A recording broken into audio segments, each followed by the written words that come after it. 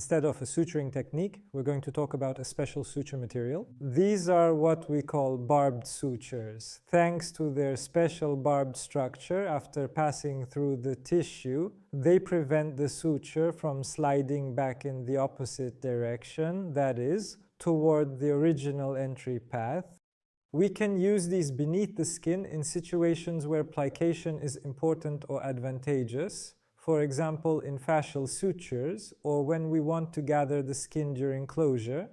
In this demonstration, I will show you how to place a simple tissue suture using a barbed suture. One important feature of these sutures is that they have a stopper at one end, so there is no need to tie a knot when starting the suture. Here you can see our incision, starting at the very beginning of the incision.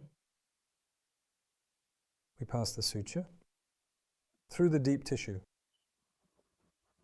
Normally, if we were using another suture material, we would need to tie a knot at this point. However, thanks to the stopper, it holds the suture securely in place. It provides a secure anchor. From this point on, we begin placing the suture. Once the tissue has been approximated, as you can see, it is no longer possible for the suture to slide back or loosen within the tissue. We place another pass, again with the same bite size.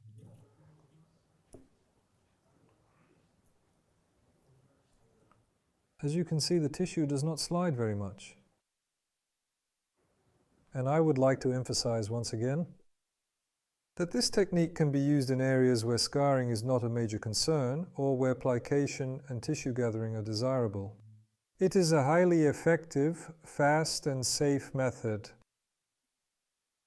Notice how clearly the tissue gathers. I believe you can see it clearly.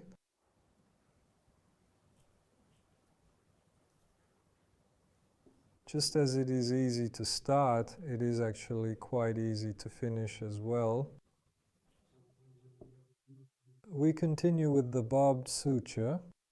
If you gather the tissue sufficiently and release it, it stays in place. The barbs prevent it from sliding back along the suture. We are slowly reaching the end of the incision.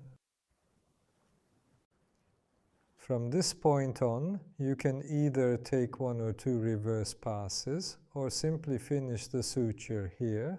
This tissue will not slip. You can simply cut the suture here and leave it. Once you cut it, it will remain securely in place. However, just to make it a little more secure, this time we finish it by passing the suture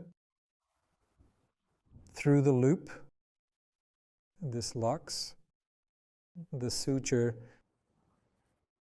We then re-enter from the opposite side, exit at a point farther away, and now we can cut the suture. This makes it even more secure. This suture is highly resistant to loosening. It provides a fast, effective, and reliable method. It is a highly effective suture material for knotless closure.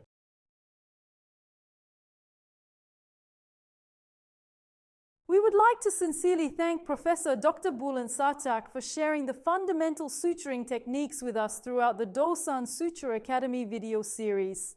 We look forward to seeing you in our upcoming educational videos. Don't forget to follow us.